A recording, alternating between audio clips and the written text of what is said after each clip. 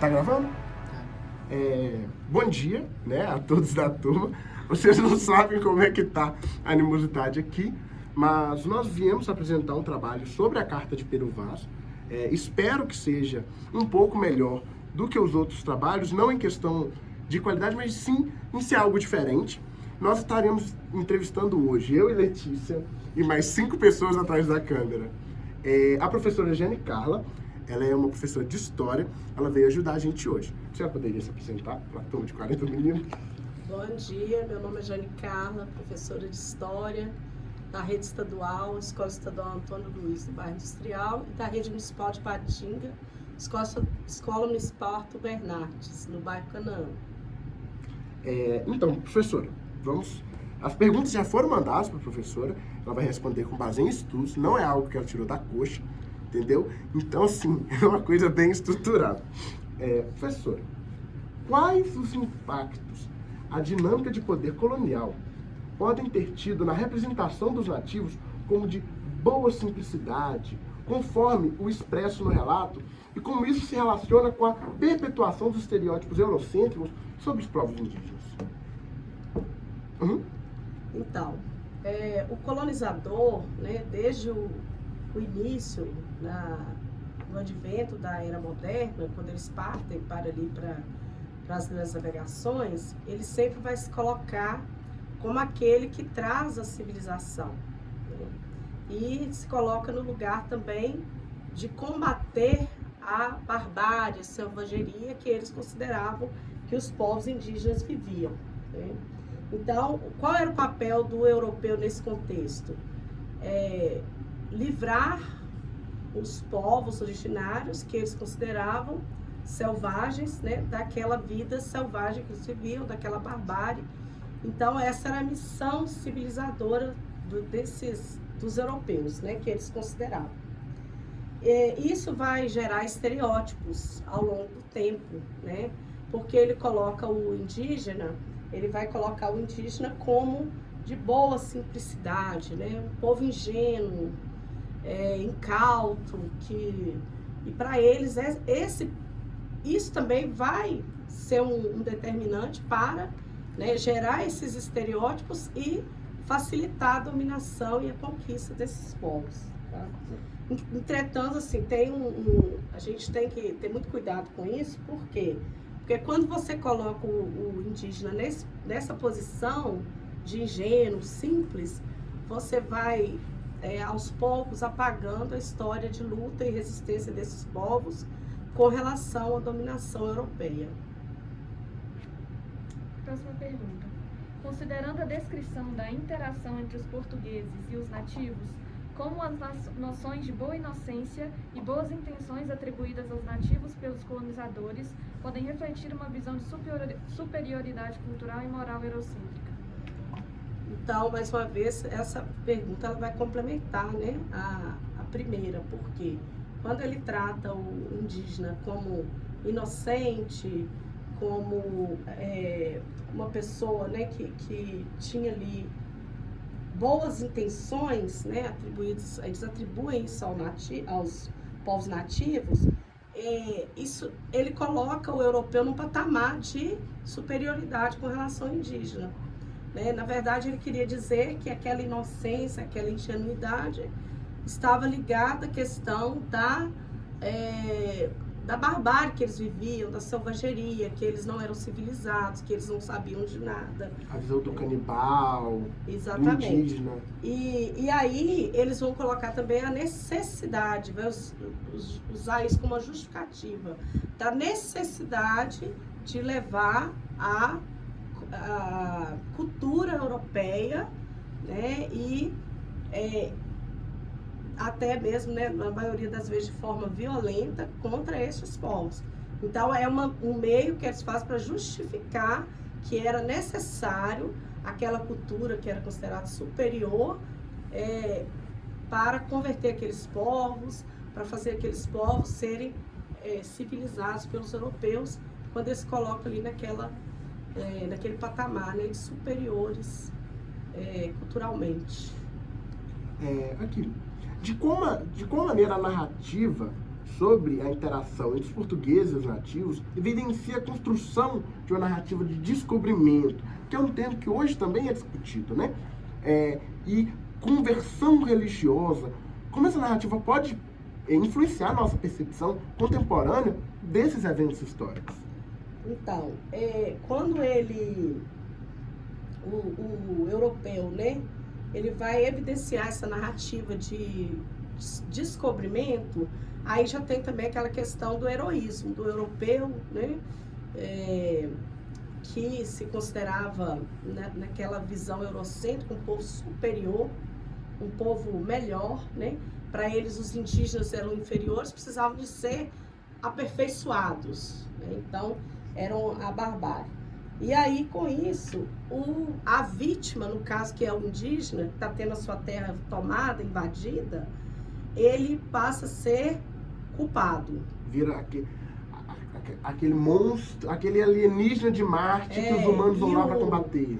E o europeu se torna um paradoxo aí, que ele vai se tornar o inocente, o bonzinho, que quer trazer a civilização, né, para salvar essa gente. Temos que levar Deus a ela. Isso, para salvar esse povo. E aí, com isso, né, os indígenas eles vão ser, na verdade, as primeiras vítimas do mundo moderno, da modernidade. Quando eles chegam, né, e eles vão enfiar essa civilização, essa colonização goela abaixo dos povos indígenas, né? Lógico que eles lutaram, a gente também tem que apagar essa ideia de que os indígenas aceitaram tudo de maneira pacífica, que não foi, porque eles lutaram, né? Resistiram, entretanto eles não tiveram força contra, né, o europeu, que era muito, na questão de armas e tudo, ele era muito superior, né? Então, quando o europeu ele vem com essa ideia de trazer o cristianismo, né, e esse cristianismo ele é de maneira violenta, né? Os povos indígenas eles são obrigados a se converterem, como diz aquela frase, escavam entre a cruz e a espada. Porque ou ele aceitava a cruz, ou ele morreria, né, pela espada do colonizador, que era também um dos ideais da época, né, de expandir o cristianismo. Então, o indígena, essa conversão, ela vai trazer o quê? A obediência, a submissão. Tudo tinha um sentido também. Nada foi feito à toa. Por quê? Porque é mais fácil você dominar uma pessoa que está alinhado com seus ideais. Isso, que é uma pessoa que está ali civilizada, vamos dizer assim, né? Amansada pelo colonizador pela via da religião. Eles usam a religião como esse pano de fundo. Isso vai facilitar a conquista, né? E aí também, mais uma vez, reforçando aquela ideia da simplicidade, que aquele povo, ele poderia, ele aceitaria facilmente. Inclusive, há uma diferença, né, na questão da conquista dos povos pré-colombianos, nessa questão religiosa, por exemplo, eles estavam mais organizados, né? Tinham o culto aos deuses ali. Não que os indígenas brasileiros também não tivessem, né? Eles tinham. Porém, era uma coisa mais simples, e o europeu vai ver isso como uma oportunidade de convertê-los ao cristianismo, né? Muitas vezes, igual eu falei, de maneira violenta também. Os indígenas brasileiros são chamados de inocentes. Eles ainda não têm o pecado da carne. Eles não enxergam como inimigos. Então eles vão se aproveitar disso aí para submeter esses povos à religião, até mesmo porque era um ideal, né, da época da Contra-Reforma que estava ocorrendo. Por causa lá da Reforma Protestante. Isso, que era levar o cristianismo, e havia ali uma disputa, né, entre católicos e protestantes, para ganhar mais almas, mais fiéis, né? E aí, então, era uma oportunidade de converter esses povos que eram pagãos, gentios, ao catolicismo, no caso do Brasil, porque Portugal era católico, né? Tanto quanto Portugal e Espanha hoje em dia são, da Europa, os países mais Isso. católicos. Meus brasileiros e brasileiras, venho aqui anunciar que tenho ao meu lado a Subway Money. Depois de eu ter sido rejeitado como presidente da República, o meu único ganha-pão é o Subway Money. Com ele eu pude enriquecer e virar um homem de verdadeiro respeito. Siga o conselho do seu querido candidato, instale o Subway Money e seja como eu. Esta nação brasileira só irá ir para frente se todos seguirem o que eu digo. Meu nome é Enéas. Jogue agora no Subway Money. Como a troca de presentes e a partilha de alimentos entre os portugueses e os nativos, conforme descrito no relato, podem ser interpretadas à luz das teorias contemporâneas sobre a economia política do colonialismo e a relação entre metrópole e colônia. Então, a troca de presentes, né, o escambo que ocorreu ali no início desse processo colonizador, ele, na verdade, já era uma prática dos europeus. Então, quando eles iam na Ásia, na África, eles já faziam essas trocas, ofereciam quinquilharias, né? Então, era uma forma de estabelecer uma relação mais próxima, uma boa relação com os povos dominados, né? Então, eles já tinham essa prática de fazer essa troca com essas populações exóticas. Dentro do sistema, na época, né, isso vai refletir o quê? Que isso aí, na verdade, é uma prática do colonialismo, né, que vai refletir essa questão, esse domínio da metrópole, e depois a gente vai ver isso mais adiante com o Pacto Colonial, né, a metrópole, a colônia manda matéria-prima, metrópole, produtos manufaturados, né? Então, isso aí vai refletir essa lógica do sistema colonial, né? De exploração mesmo da colônia em relação à metrópole, né? Esse sentido aí de a metrópole dominar, né? De exercer o domínio sobre esses povos e fazer a exploração colonial naqueles moldes ali do mercantilismo. E houve também, de certa forma, desde o início, né, da vinda dos portugueses para cá, essa certa forma de exploração. No início foi bem assim, como que eu posso falar?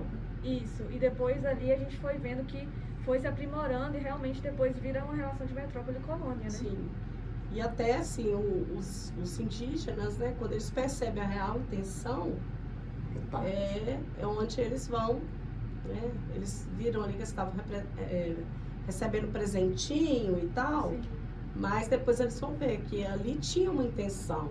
Eles também se aliam com outras. Isso, e a intenção foi logo nessa questão da violência, com que eles tentaram ali exerceram, né, na verdade, de fato, a violência sobre os povos indígenas para dominar.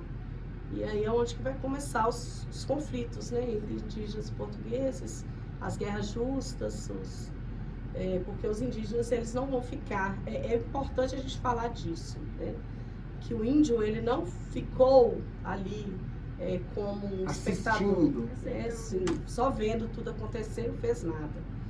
Não, o índio lutou, ele resistiu, né, a esse processo de colonização. E foi uma tecla que a gente bateu na última aula, né?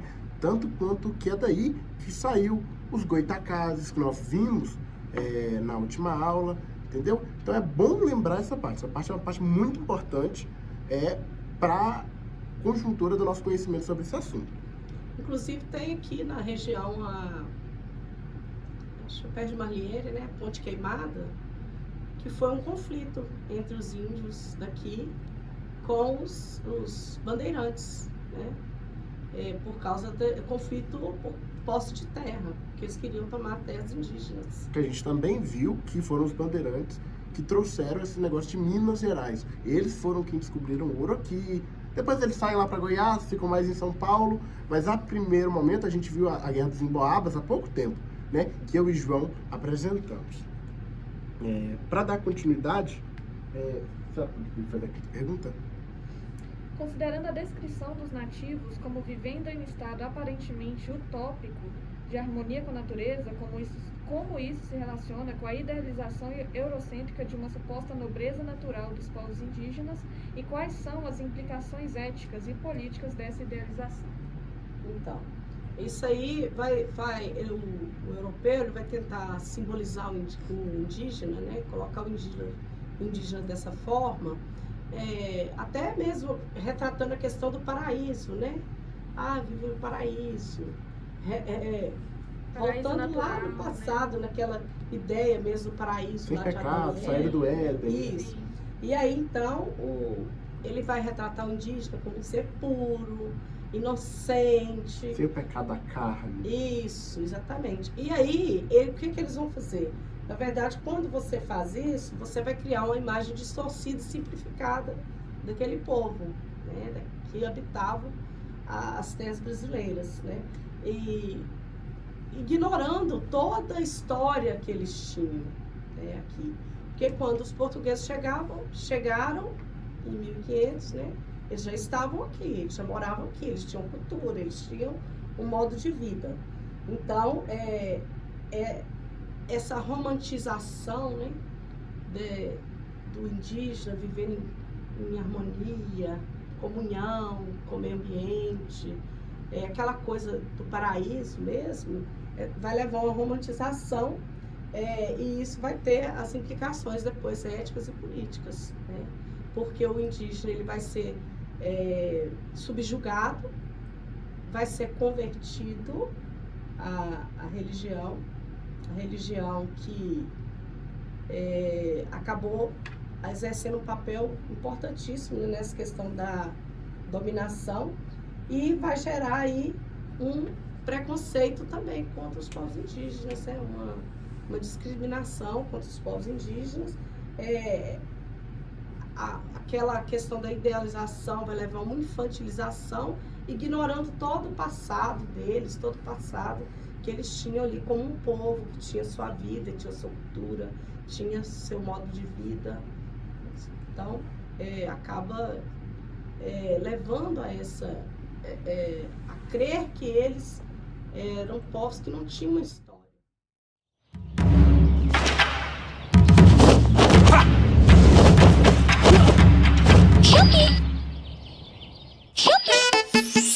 Shopee, pipi, compra aqui, frete grátis, na Shopee. 99, frete grátis, tem compra online na Shopee. Compre online na Shopee. Baixe agora o app. Então, nós agora trocamos a nossa colega Letícia pelo Hugo, que vai também fazer as perguntas. Professor, o esquema é o mesmo. Como a idealização eurocêntrica da vida primitiva dos povos nativos influencia a interpretação das relações coloniais e contribui para uma construção de uma narrativa de superioridade cultural e moral dos colonizadores europeus em relação aos povos colonizados? Então, o europeu, né, ele vai sempre se colocar no patamar superior. Então, essa hierarquização do europeu como alguém que está acima do indígena, né, vai colocá-lo também no polo ali da humanidade, como aquele que tem a missão civilizadora, salvadora dos gentios, dos pagãos, né? Então, a missão dele é o quê? Levar a civilização a esses povos. E aí, com isso, né, como ele está num patamar superior, na visão dele, né, ele tem o quê? O direito de explorar essa terra que estava intacta, né? Ele tem o direito de converter, né, agir sobre a realidade do povo que habitava aqui, dos povos originários, porque ele se achava moralmente incumbido disso, porque ele estava num patamar superior aos povos indígenas, né? Então, qual era o papel dele? Era explorar a terra, todo o potencial produtivo, né, da terra, e isso dentro da lógica ali desenvolvimentista do sistema, né, mercantilista, com o advento aí do capitalismo na era moderna, né? Então era esse o papel, né, do europeu. E essa idealização, né, do indígena como alguém que vive num estado primitivo, como eles encontraram, né, os povos indígenas, que essa idealização do bom indígena, né, do bom selvagem, aquele homem ingênuo, que não tinha nenhuma maldade, vai servir para legitimar as atitudes colonizadoras, né, dos portugueses, a intervenção colonial, a imposição de valores europeus sobre esses povos. E já na próxima pergunta, qual que é o papel da linguagem e da comunicação na construção das relações entre os exploradores europeus e dos povos indígenas, considerando a dificuldade de estabelecer um entendimento mútuo e devido às barreiras linguísticas e culturais? Para o Pero Vaz de Caminha, era impossível fazer uma comunicação, né, devido à questão linguística, era impossível fazer uma comunicação com os portugueses, com os indígenas, devido a essa barreira linguística mesmo, né? Então, que eles não iriam entender, porque era um povo que estava ali vivendo numa barbárie tão, né, grande nos olhos do europeu, que não havia a possibilidade de haver uma comunicação entre eles, né? E aí, a culpa da incomunicabilidade caía sobre os nativos, né? E aí eles começam, os primeiros contatos são gestuais, né? Então a gestualidade vai dominar esse momento ali, os primeiros contatos entre portugueses e indígenas. E isso vai ser uma das principais barreiras também para essa primeira interação entre eles, né? Porque não havia um idioma comum entre eles, vai ficar muito limitado aquele contato ali por causa, né? Mas sempre o europeu, ele colocava que o indígena era inferior, por isso ele não dominava, né? Como se o indígena fosse obrigado a saber falar a língua portuguesa. E isso aí vai gerar, né, depois uma dificuldade muito grande também. Na verdade, eu acho que o brasileiro ainda hoje tem isso, né? Essa dificuldade, às vezes, de compreender a diversidade, as diferentes culturas, diferentes formas de se organizar, de pensar. Então, vai gerar essa dificuldade também posteriormente, né? Dessa barreira aí, vai continuar, talvez até os dias atuais. Até porque a imposição da língua portuguesa, ela ocorre por meio de um processo de apagamento mesmo. Eles impõem a língua portuguesa de maneira bem... de forma que faz um genocídio cultural na população originária. Nós não temos grandes... E isso vai levar a incompreensões, né, igual eu falei, até os dias atuais. E como que a percepção dos exploradores europeus sobre a inocência e a pureza dos povos originários, dos povos indígenas que viviam aqui, afetou... Ele vai ter que cortar essa parte. Pode fazer. Então tá bom. É um podcast, então. É verdade. E como essa influência afetou a abordagem deles com os povos indígenas, principalmente no contexto de ter que catequizar e evangelizar uma população que eles veem como inocentes e bobinhos. E como que essa visão foi afetada pelos preconceitos eurocêntricos que eles traziam da Europa? Isso. Então, essa questão aí, alguns outros navegadores, né, que já tinham narrado sobre essa questão da fé de alguns povos, né? Igual eu falei, por exemplo, a questão dos povos pré-colombianos. Eles tinham os deuses deles, que eles tinham ali uma idolatria, né? Já faziam culto a esses deuses. E na carta de Caminha ele fala que parecia que eles não tinham nenhuma idolatria, né? Nenhum deus, então seria mais fácil converter esses povos né? Seria muito mais fácil do que, por exemplo, Cristóvão Colombo lá na América Espanhola, né? Então, assim, aí ele diz, por se tratar de gente de tal inocência, sempre colocando eles com nessa visão, né? Que se os homens os entendessem eles a nós, logo seriam todos cristãos.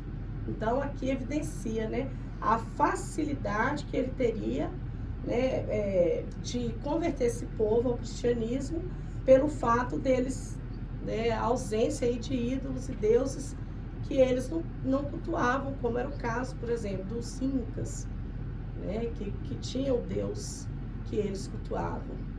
Então, seria mais tranquilo, né, fazer essa dominação aqui.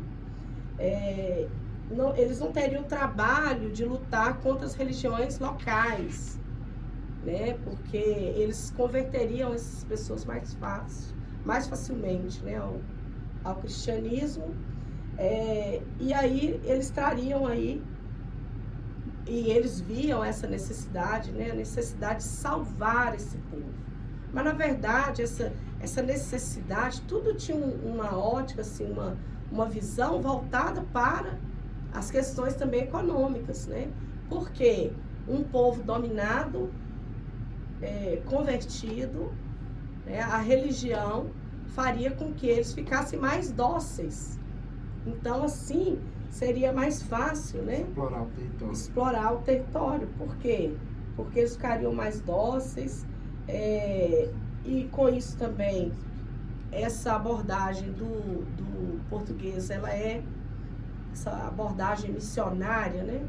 De salvar, de levar a fé para aqueles que não conheciam, ela muitas vezes, assim, ela retrata essa visão que o europeu se colocava de superioridade moral sobre os povos originários, né?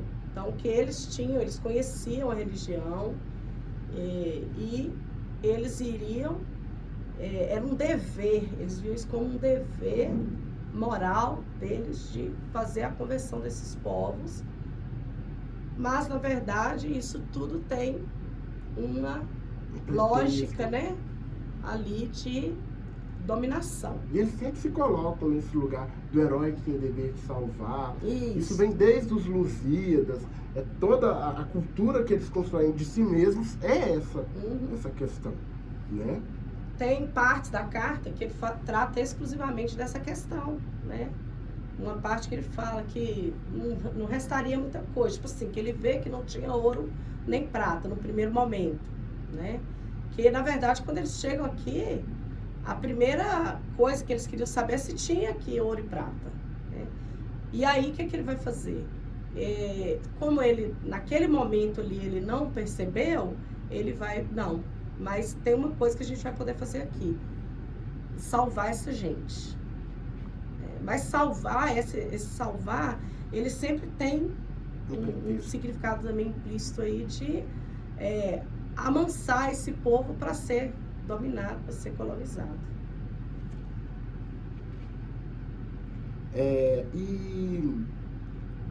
Como a percepção dos exploradores... Você já fez essa? Sobre a pureza e a inocência? Que acabou de... Não, tem uma aí que você não fez, não, a número... É a última, né? A última, só falta a última. A número 7, você fez? Fiz, só falta a última agora. Tem uma que você pulou, não? Não. Ah, tá. Qual é o impacto da narrativa apresentada nos trechos da carta na construção de uma imagem idealizada da colonização europeia? Na qual a conversão dos nativos ao cristianismo é retratada como um processo natural e benéfico, enquanto a cultura e a espiritualidade indígena são subjugadas e desvalorizadas. Então, na carta de Pero Vaz de Caminha, vai ficar bem nítido aí essa questão, né, a construção dessa diferença entre o português, que é visto como o homem cristão civilizado, intelectualizado, isso, né? E o indígena, que é o quê? O selvagem, bestial, o incauto, né? Inocente. E esse encontro, né, uma das coisas que ele vai inaugurar também na história do nosso país é a inferiorização dos povos indígenas, né? Dos povos originários. Então, a inferiorização cultural, inferiorização mental, né? Um povo incapaz, não tinha cultura, não era civilizado. Os índios foram vistos depois até como povos bravos, não dava para mexer com o índio, era um povo intratável. E você pode ver hoje, né? Como muitas pessoas, a maioria das pessoas, né? Qual é a imagem que eles têm dos povos indígenas, né? Tem gente que acha que o indígena não deve ter direito nenhum. Ele não deve ter nenhum direito garantido, eles não têm o direito de existir, né? Então, e aí vai inaugurar essa era de inferiorização cultural, né? E isso vai servir de base para ideologias de repressão contra esses povos, né? De massacre contra os povos indígenas, políticas racistas contra os povos indígenas. Eles colocam aí essa convenção como algo positivo, benéfico para o povo indígena, né? E ao mesmo tempo eles fazem de forma coercitiva, impondo sempre os padrões culturais dos europeus para os povos indígenas, né? E essa narrativa, ela vai acabar perpetuando essa ideia de que o europeu era superior, de que ele era, né, aquele que realmente tinha essa missão de salvar, a missão civilizadora. Acho que é somente, né? E aí então a gente já fecha nos 34 minutos, ainda deve ser cortado, né, professora? Mas eu gostaria de agradecer a todo mundo, né, pela audiência, por assim dizer. Gostaria de agradecer a professora Jane por dispor do seu tempo, né? Ela veio lá do industrial, ela está de licença e veio aqui só para participar disso. E eu espero de vocês a mesma gratidão. Gostaria de agradecer ao Hugo. Meninos, apareçam aqui por um segundo. Gostaria de agradecer a Letícia, que ajudou a apresentar comigo. Agradecer ao Cássio, que também veio. Gostaria de agradecer a toda a equipe da escola que disponibilizou a gente a sala. E esse é o trabalho. Muito obrigado a todos. E agora é somente a hora das palmas, né?